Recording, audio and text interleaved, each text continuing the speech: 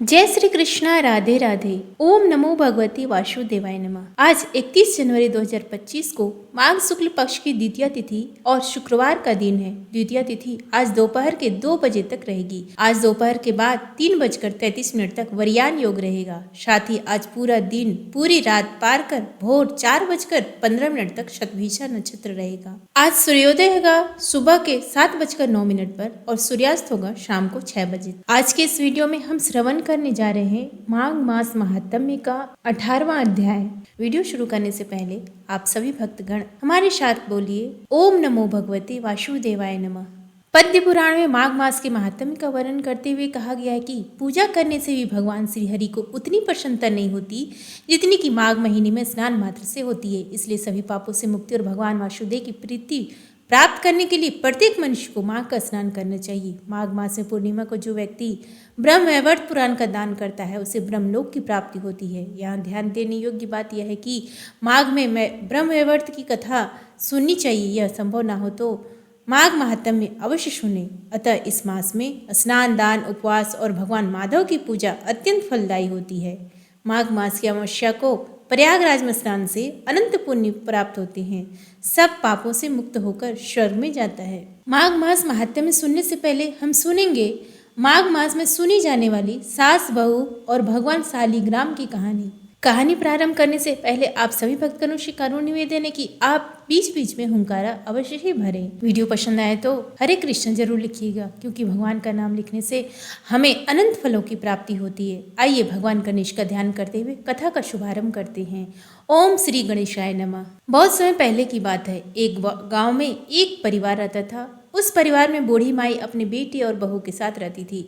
माई के पास ढेर सारी गाय, भैंस, बकरियां थी, जिन्हें बूढ़ी माई रोज जंगल में चराने ले जाती, उनका दूध निकालती और बेचती। जो दूध बच जाता तो दही, छाछ, घी बनाकर उसको बेचती। बुढ़िया माई का बेटा भी मेहनती मजदूर करता था, जिससे उनके घर का गुजारा चलता था। बुढ़िया माई इन सभी कामों को करने के साथ ही रोज शालिग्राम भगवान की पूजा किया करती थी। सुबह शालिग्राम भगवान को भोग बनाकर भोग लगाती, शालिग्राम भगवान की आरती करती, भजन कीर्तन करती। यही उसकी दिनचर्या थी। एक बार की बात है, बुढ़िया माई माघ मास में 1 महीने के लिए हरिद्वार जाकर माघ स्नान करना चाहती थी, परंतु अब वह सोचने लगी कि मेरे जाने के बाद घर का इतना सारा काम अकेले मेरी बहू कैसे करेगी। गाय, भैंस, बकरियों को जंगल में चराने ले जाना, दूध निकालकर दूध बेचना, दही, छाछ, घी बनाकर बेचना और साथ ही घर का सारा काम काज भी करना।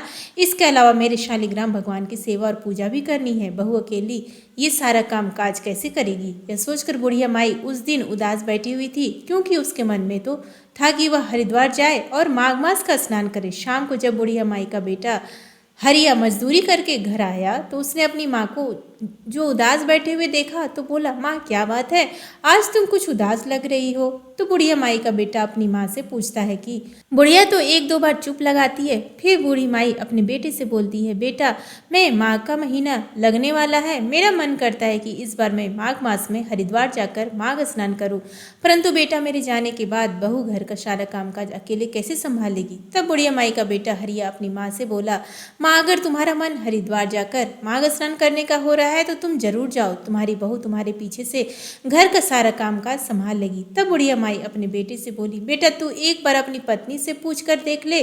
तब हरिया ने कहा, माँ मैं अपनी पत्नी से अभी पूछ लेता हूँ। और वह अपनी पत्नी पार्वती को आवाज लगाकर कहता है कि अरे ओ पार्वती जरा इधर तो आ। पति के बुलाने पर हरिया की पत्नी पार्वती आई।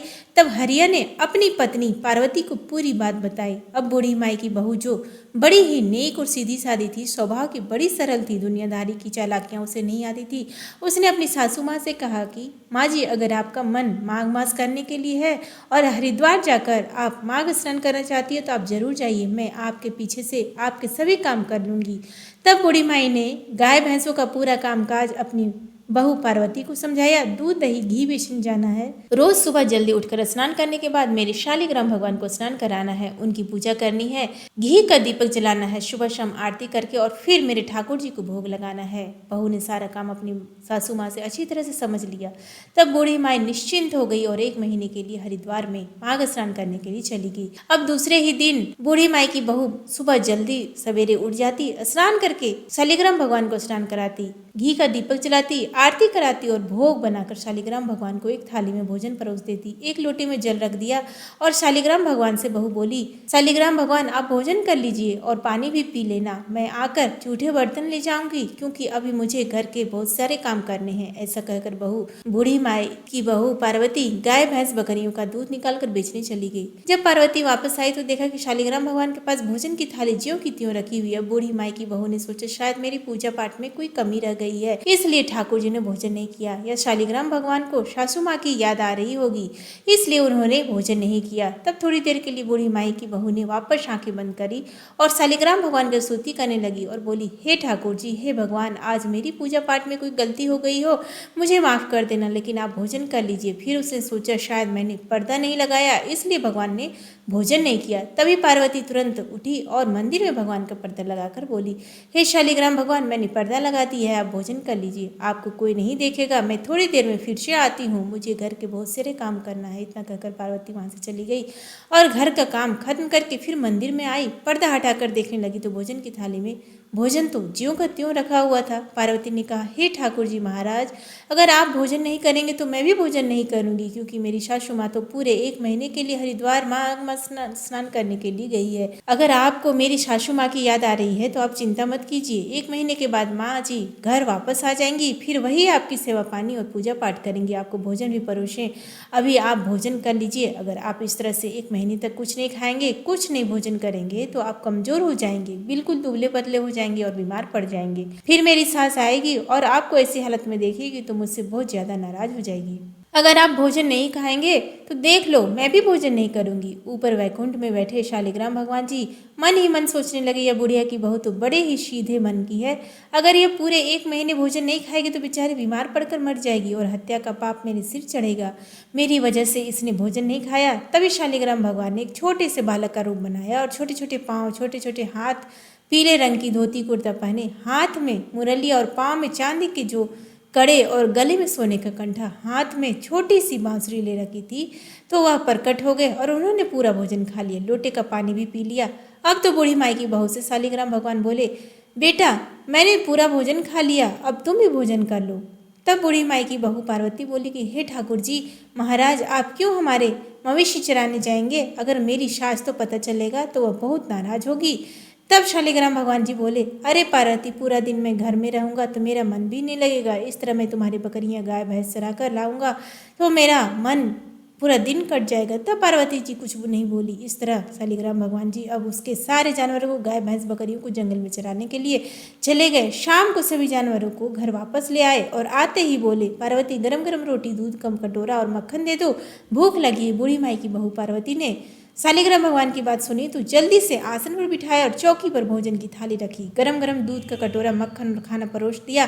शालिग्राम भगवान ने भोजन खाया, मक्खन खाया और दूध पिया, वापस अपनी मूर्ति में चले गए। अब जो रोज ऐसे होने लगा, इस तरह पूरा महीना, माघ का महीना धीरे धीरे बीत गया। बूढ़ी माई वापस आने का समय हो गया। माघ स्नान करके बूढ़ी माई वापस अपने घर आई। घर आकर बूढ़ी माई ने सबसे पहले अपने घर में बने मंदिर में भगवान शालिग्राम के दर्शन किए, तो वहां उसे शालिग्राम भगवान की मूर्ति दिखाई नहीं दी। तब बूढ़ी माई ने अपनी बहू पार्वती से पूछा, वह मेरे शालिग्राम भगवान की मूर्ति कहाँ है। बहू बोली, माँ जी आपके शालिग्राम भगवान हमारे मवेशियों को चराने के लिए जंगल में गए हैं, अब तो वह शाम को ही लौटेंगे। ऐसा सुनते ही बूढ़ी माई का माथा ठनका। वह नाराज होते हुए बोली, बहू ठाकुर जी की मूर्ति कहाँ है, कभी ठाकुर जी भगवान की मूर्ति से निकलते हैं और हमारे मवेशी चराने जंगल में जाएंगे। तुम झूठ बोल रही हो, तुमने मेरे ठाकुर जी की मूर्ति को कहीं रख दिया है या फेंक दिया है, बताओ सच सच क्या है, मेरे शालिग्राम भगवान कहाँ है। इस तरह बूढ़ी माई अपनी बहू को जोर जोर से डांटने लगी। तब बूढ़ी माई का बेटा हरिया भी आ गया और बूढ़ी माई ने अपने बेटे की तरफ देखा। तब बूढ़ी माई का बेटा हरिया कहने लगा, अरे माँ तुम कब आई हरिद्वार से। बूढ़ी माई बोली, बेटा अभी आई हूँ, और आते ही अपने शालिग्राम भगवान के दर्शन के लिए मंदिर में आई। बेटा देख रही हूँ कि मुझे मेरे शालिग्राम भगवान की मूर्ति नहीं मिल रही है। तेरी बहू बोल रही है कि शालिग्राम भगवान मवेशियों को चराने गए हैं। देख बेटा, मैं तेरे कहने पर ही हरिद्वार माघ स्नान करने गई और मैंने घर का और शालिग्राम भगवान की जिम्मेदारी तेरी पत्नी को सौंपी थी। अब तू ही अपनी पत्नी से पूछ मेरी शालिग्राम भगवान की मूर्ति कहाँ है। तब बूढ़ी माई के बेटे ने अपनी पत्नी से पूछा, पार्वती भगवान जी की मूर्ति कहाँ है। तब पार्वती ने कहा, वही जवाब दिया जो उसने अपनी सासू माँ को कहा था। वह कहने लगी, देखो जी, शालिग्राम भगवान मूर्ति से निकलकर मवेशियों को चराने के लिए जंगल में गए हैं, अब तो वह शाम को ही आएंगे। तब बूढ़ी माई ने अपने बेटे से कहा, सुन लिया, कहीं मूर्ति से भी भगवान निकलते हैं? तब बूढ़ी माई का बेटा हरिया बोला, माँ, जहाँ तक आपने 1 महीने का धीरज रखा, शाम तक का और रख लो, सच्चाई पल भर में पता चल जाएगा। तब धीरे धीरे शाम हो गई। सब भगवान शालिग्राम गाय भैंसों को लेकर घर लौटा है और आते ही बूढ़ी माई की बहू से बोले, पार्वती बेटी, गरम गरम रोटी, दूध का कटोरा, मक्खन दे दो, मुझे बहुत भूख लगी। शालिग्राम भगवान ने उनकी आवाज़ केवल बहू को ही सुनाई दी और दिखाई दे रही थी, लेकिन बूढ़ी माई और उसके बेटे को ना तो आवाज़ सुनाई दे रही थी और ना ही शालिग्राम भगवान दिखाई दे रहे थे। तब वह अपनी सासू माँ से बोली, देखिए माँ जी, आ गए आपके शालिग्राम भगवान, अब आप खुद ही पूछ लीजिए। तब बूढ़ी माई का बेटा और बूढ़ी माई पार्वती से बोले, कहाँ है शालिग्राम भगवान? हमें तो दिखाई नहीं दे रहे। तब वे कहने लगी, देखिए यही तो सामने खड़े हैं, मुझे तो दिखाई दे रहे हैं। तब बूढ़ी माई अपने बेटे से बोली, देख बेटा, मैं सही कह रही हूँ, तेरी बहू हमें कितना झूठ बना रही है। अब वो मेरे सामने खड़ा है, दोपहर से लेकर शाम हो गई, लेकिन यह बहाने बनाई जा रही। इसने सच्चाई नहीं बताई, इस पर काम का बहुत ज्यादा था, लेकिन इसने जो शालिग्राम भगवान की मूर्ति को कहीं फेंक दिया है ताकि मेरी शालिग्राम भगवान की पूजा न करनी पड़े। तब बहू कहने लगी, नहीं माँ जी, मैं झूठ नहीं बोल रही है। तब बहू हाथ जोड़कर शालिग्राम भगवान से बोली, हे ठाकुर जी, हे महाराज, जैसे आप मुझे दिखाई दे रहे हैं वैसे ही मेरी सास और पति को भी दिखाई दीजिए, नहीं तो वह मुझे झूठा समझेंगे। तब बूढ़ी माई और उसके बेटे को भी शालिग्राम भगवान ने दर्शन दिए और दोनों माँ बेटे भगवान के चरणों में गिर पड़े। बूढ़ी माई रोते रोते शालिग्राम भगवान से बोली, हे ठाकुर जी महाराज, मैंने आपकी पूरी उम्र भर पूजा में गुजार दी, आपने मुझे कभी दर्शन नहीं दिए, ना मेरा भोग स्वीकार किया। मेरी बहू ने 1 महीने माघ मास में आपकी पूजा पाठ की और आपने न केवल उसे दर्शन किए बल्कि भोग भी स्वीकार किया। उसके जानवरों को जंगल में चरा कर लेकर आए, घर में रहने लगी। तब शालिग्राम भगवान बूढ़ी माई से बोले, अरे बुढ़िया माई, तूने तो मुझे मात्र पत्थर की मूर्ति समझा, लेकिन तेरी बहू ने तो मुझे जीता जागता आत्मा समझा, इसलिए मैंने उसे दर्शन दिए, उसके भोग को स्वीकार किया। हे बूढ़ी माई, तेरी वह बहू बहुत ही सच्ची, भोली हृदय वाली और बहुत सरल है, ऐसे लोगों पर तो ठाकुर जी रचते हैं। तब बूढ़ी माई जो कहने लगी, हाँ ठाकुर जी महाराज, मुझे अपनी गलती का एहसास हो गया। यह सच्चाई मानकर बूढ़ी माई हाथ जोड़कर अपनी गलती के लिए शालिग्राम भगवान से माफी मांगने लगी। शालिग्राम भगवान अब जाते जाते बूढ़ी माई के घर को ठोकर मारकर चले गए, जिससे उसका घर सुंदर महल में बदल गया और घर में अन्न धन के भंडारे भर गए। 3 महीने बाद ही बुढ़िया माई की बहू पार्वती गर्भवती हो गई और 9वें महीने में एक सुंदर पुत्र को जन्म दिया। शालिग्राम भगवान ने जैसे बूढ़ी माई की बहू को दर्शन दिए, उसका भोग स्वीकार किया। हे ठाकुर जी महाराज, वैसे हम सबको करना, यह जो कथा सुन रहा है उनको भी दर्शन देना, भोग स्वीकार करना, मनोकामनाओं की पूर्ति करना। तो प्रेम से बोलिए तुलसी शालिग्राम भगवान की जय। अब सुनिए माघ मास महात्म्य की 18वें अध्याय की कथा। मृग श्रृंग मुनि का भगवान से वरदान प्राप्त करके अपने घर लौटना। वशिष्ठ जी कहते हैं, हे राजन, मैं माघ मास का प्रभाव बतलाता हूँ, सुनो। इसे भक्ति पूर्वक सुनकर मनुष्य सब पापों से मुक्त हो जाता है। प्राचीन रथंतर कल्प के शतयुग में कुत्स नाम के एक ऋषि थे। वो जो ब्रह्मा जी के पुत्र थे, वे बड़े ही तेजस्वी और निष्पाप थे। उन्होंने कर्दम ऋषि की सुंदरी कन्या के साथ विधि पूर्वक विवाह किया था। उसके गर्भ से मुनि के वत्स नामक पुत्र हुआ, जो वंश को बढ़ाने वाला था। वत्स की 5 वर्ष की अवस्था होने पर पिता ने उनका उपनयन संस्कार करके उन्हें गायत्री मंत्र का उपदेश दिया। अब वे ब्रह्मचर्य का पालन करते हुए भृगुकुल में निवास करने लगे। प्रतिदिन प्रातः काल और सायंकाल अग्निहोत्र तीनों समय स्नान और भिक्षा के अन्न का भोजन करते थे। इंद्रियों को काबू में रखते, काला मृग चर्म धारण करते और सदा स्वाध्याय में संलग्न रहते थे। पैर से लेकर शिखा तक लंबा पलाश का डंडा, जिसमें कोई छेद ना हो, लिए रहते थे। उनके कटिभाग में मुंज की मेखला शोभा पाती थी। हाथ में सदा कमंडलू धारण करते, स्वच्छ कौपीन पहनते, शुद्ध भाव से रहते और स्वच्छ यज्ञोपवीत धारण करते थे। उनका मस्तक समिधाओं की भस्म से सुशोभित था। वे सबके नयनों को प्रिय जान पड़ते थे। प्रतिदिन माता पिता, गुरु, आचार्य, अन्यान्य बड़े बूढ़ों, सन्यासियों तथा ब्रह्मवादियों को प्रणाम करते थे। बुद्धिमान वत्स ब्रह्म यज्ञ में तत्पर रहते और सदा शुभ कर्मों का अनुष्ठान किया करते थे। थे। वे हाथ में पवित्री धारण करके देवताओं, ऋषियों और पितरों का तर्पण करते थे। फूल, चंद्र, गंध आदि को कभी हाथ से छूते भी नहीं थे। मौन होकर भोजन करते, मधु, पिन्याक और खारा नमक नहीं खाते थे, खड़ाऊ नहीं पहनते थे तथा सवारी पर नहीं चढ़ते, शीशे में मुंह नहीं देखते, दंत धावन, तांबुल और पगड़ी आदि से परहेज रखते थे। नीला, लाल तथा पीला वस्त्र, खाट, आभूषण तथा और भी जो वस्तुएं ब्रह्मचर्य आश्रम के प्रतिकूल बताई गई है, उन सब का वे स्पर्श तक नहीं करते। सदा शांत भाव से सदाचार में ही तत्पर रहते थे। ऐसे आचारवान और विशेषता ब्रह्मचर्य का पालन करने वाले वत्स मुनि सूर्य के मकर राशि पर रहते माघ मास में भक्ति पूर्वक प्रातः स्नान करते थे। वे उस समय विशेष रूप से शरीर की शुद्धि करते थे।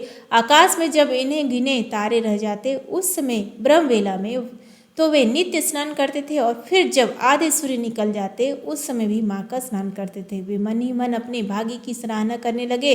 अहो, इस पश्चिम वाहिनी कावेरी नदी में स्नान का अवसर मिलना प्राय मनुष्यों के लिए कठिन है, तो भी मैंने मकरार्क में यहाँ स्नान किया। वास्तव में मैं बड़ा भाग्यवान हूँ। समुद्र में मिली हुई जितनी नदियाँ हैं, उन सब का प्रवाह जहाँ पश्चिम या उत्तर की ओर है, उस स्थान का प्रयाग से भी अधिक महत्व बतलाया गया है। मैंने अपने पूर्व पुण्यों के प्रभाव से आज कावेरी का पश्चिमी गामी प्रवाह प्राप्त किया है। वास्तव में मैं कृतार्थ हूँ, कृतार्थ हूँ, कृतार्थ हूँ। इस प्रकार सोचते हुए प्रसन्न होकर कावेरी के जल में तीनों काल स्नान करते थे। उन्होंने कावेरी के पश्चिमी गामी प्रवाह में 3 साल तक माघ स्नान किया। उसके पुण्य से उनका अंतःकरण शुद्ध हो गया। वे ममता और कामना से रहित हो गए। तदंतर माता पिता और गुरु की आज्ञा लेकर वे सर्वपापनाशक कल्याण तीर्थ में आ गए। उस सरोवर में भी 1 मास तक माघ स्नान करके ब्रह्मचारी वत्स मुनि तपस्या करने लगे। हे राजन, इस प्रकार उन्हें उत्तम तपस्या करते देख भगवान विष्णु प्रसन्न होकर उनके आगे प्रत्यक्ष प्रकट हुए और बोले, महाप्राज्ञ मृगश्रृंग, मैं तुम पर बहुत प्रसन्न हूँ। यूं कहकर भगवान पुरुषोत्तम ने उनके ब्रह्मरंध्र मस्तक का स्पर्श किया। तब वत्स मुनि समाधि से विरत हो जाग उठे और उन्होंने अपने सामने ही भगवान विष्णु को उपस्थित देखा। वे सहस्र सूर्यों के समान तेजस्वी, कौस्तुभमणि रूप, आभूषण से अत्यंत भासमान दिखाई देते थे। तब मुनि ने बड़े वेग से उठकर भगवान को प्रणाम किया और बड़े भाव से सुंदर स्तुति की। भगवान ऋषिकेश की स्तुति और नमस्कार करके वत्स मुनि अपने मस्तक पर हाथ जोड़े चुपचाप भगवान के सामने खड़े हो गए। उस समय उनके नेत्रों से आनंद के आंसू बह रहे थे और सारे शरीर में रोमांच हो आया था।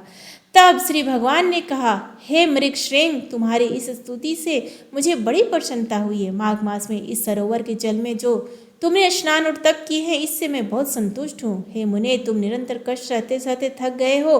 दक्षिणाओं सहित यज्ञ, दान, अन्यान्य नियम तथा यमों के पालन से भी मुझे उतना संतोष नहीं होता जितना माघ के स्नान से होता है। पहले तुम मुझसे वर मांगो, फिर मैं तुम्हें मनोवांछित वस्तु प्रदान करूंगा। हे मृगश्रृंग, तुम मेरी प्रसन्नता के लिए मैं जो आज्ञा दूं उसका पालन करो। इस समय तुम्हारे ब्रह्मचर्य से जिस प्रकार ऋषियों को संतोष हुआ है, उसी प्रकार तुम यज्ञ करके देवताओं और संतान उत्पन्न करके पितरों को संतुष्ट करो। मेरे संतोष के लिए ये दोनों कार्य तुम्हें सर्वथा करने चाहिए। अगले जन्म में तुम ब्रह्मा जी के पुत्र महाज्ञानी भृगु नामक जीवन मुक्त ब्राह्मण होोगे और निदाघ को वेदांत वाक्य जन्य ज्ञान का उपदेश करके पुनः परम धाम को प्राप्त होगे। मृगश्रृंग बोले, हे देव देव, संपूर्ण देवताओं द्वारा वंदित हे जगन्नाथ, आप यहाँ सदा निवास करें और सबको सब प्रकार के भोग प्रदान करते रहें। आप सदा सब जीवों को सब तरह की संपत्ति प्रदान करें। हे भगवान, यदि मैं आपका कृपा पात्र हूँ तो यही एक वर जिसे निवेदन कर रहा हूँ देने की कृपा करें। हे कमल नयन, चरणों में पड़े हुए भक्तों का दुख दूर करने वाले हे अच्युत, आप मुझ पर प्रसन्न होइए। शरणागत वत्सल, मैं आपकी शरण में आया हूँ। भगवान विष्णु बोले, हे मृगश्रृंग, एवं अस्तु, मैं सदा यहाँ निवास करूँगा। जो लोग यहाँ मेरा पूजन करेंगे उन्हें सब प्रकार की संपत्ति हाथ लगेगी। विशेषतः जब सूर्य मकर राशि पर हो, उस समय इस सरोवर में स्नान करने वाले मनुष्य सब पापों से मुक्त हो मेरे परम पद को प्राप्त होंगे। व्यतिपात योग में अयन प्रारंभ होने के दिन संक्रांति के समय विषुव योग में पूर्णिमा और अमावस्या तिथि को तथा चंद्र ग्रहण और सूर्य ग्रहण के अवसर पर यहाँ स्नान करके यथाशक्ति दान देने से और तुम्हारे मुख से निकले हुए इस स्तोत्र का मेरे सामने पाठ करने से मनुष्य मेरे लोक में प्रतिष्ठित होगा। भगवान गोविंद के यूँ कहने पर उन ब्रह्म कुमार ने पुनः प्रणाम किया और भक्तों के अधीन रहने वाले श्री हरि से फिर एक प्रश्न किया, हे कृपानिधे, हे देवेश्वर, मैं तो कुत्स मुनि का पुत्र वत्स हूँ, फिर मुझे अपने मृग श्रृंग कहकर क्यों संबोधित किया। श्री भगवान बोले, हे ब्राह्मण, इस कल्याण सरोवर के तट पर जब तुम तपस्या करने में लगे थे उस समय जो मृग प्रतिदिन यहाँ पानी पीने आते थे वे निर्भय होकर तुम्हारे शरीर में अपने सींग रगड़ा करते थे। इसी से श्रेष्ठ महर्षि तुम्हें मृग श्रृंग कहते हैं। आज से सब लोग तुम्हें मृग श्रृंग ही कहेंगे। यूँ कहकर सबको सब कुछ प्रदान करने वाले भगवान सर्वेश्वर वहाँ रहने लगे। तदंतर मृग श्रृंग मुनि ने भगवान का पूजन किया और उनकी आज्ञा लेकर वे उस पर्वत से चले गए। संसार का उपकार करने के लिए उन्होंने गृहस्थ धर्म को स्वीकार करने का निश्चय किया और अपने अंतःकरण में निरंतर वे आदि पुरुष कमल नयन भगवान विष्णु का चिंतन करने लगे। अपनी जन्मभूमि भोज राजनगर में घर आकर उन्होंने माता और पिता को नमस्कार करके अपना सारा समाचार कह सुनाया। माता पिता के नेत्रों में आनंद के आंसू छलक आए। उन्होंने पुत्र को छाती से लगाकर बारंबार उसका मस्तक सूंघा और प्रेम पूर्वक अभिनंदन किया। वत्स अपने गुरु को प्रणाम करके फिर स्वाध्याय में लग गए। पिता, माता और गुरु तीनों की प्रतिदिन सेवा करते हुए उन्होंने संपूर्ण वेदों का अध्ययन किया और गुरु की आज्ञा लेकर विधि पूर्वक व्रत, स्नान और उत्सर्ग का कार्य पूर्ण किया। तत्पश्चात महामना मृग श्रृंग अपने पिता से इस प्रकार बोले, हे तात, पुत्र की उत्पत्ति के लिए पिता और माता को जो क्लेश सहने पड़ते हैं उनका बदला 100 वर्षों में भी नहीं चुकाया जा सकता। अतः पुत्र को उचित है कि वह माता पिता तथा गुरु की भी सदा ही प्रीति करे। इन तीनों के अत्यंत संतुष्ट होने पर सब तपस्या पूर्ण हो जाती है। इन तीनों की सेवा को ही सबसे बड़ा तप कहा गया है। इनकी आज्ञा का उल्लंघन करके जो कुछ भी किया जाता है वह कभी सिद्ध नहीं होता। विद्वान पुरुष इन्हीं तीनों की आराधना करके तीनों लोकों पर विजय प्राप्त करता है। जिससे इन तीनों को संतोष हो वही मनुष्यों के लिए चारों पुरुषार्थ कहा गया। इसके सिवा जो कुछ भी है वह उपधर्म कहलाता है। मनुष्य को उचित है कि वह अखंड ब्रह्मचर्य का पालन करते हुए पिता से क्रमशः 3, 2 या 1 वेद का अध्ययन करने के पश्चात गृहस्थ आश्रम में प्रवेश करे। यदि पत्नी अपने वश में रहे तो गृहस्थ आश्रम से बढ़कर दूसरी कोई वस्तु नहीं है। पति और पत्नी की अनुकूलता धर्म, अर्थ और काम की सिद्धि का प्रदान करता है कारण है।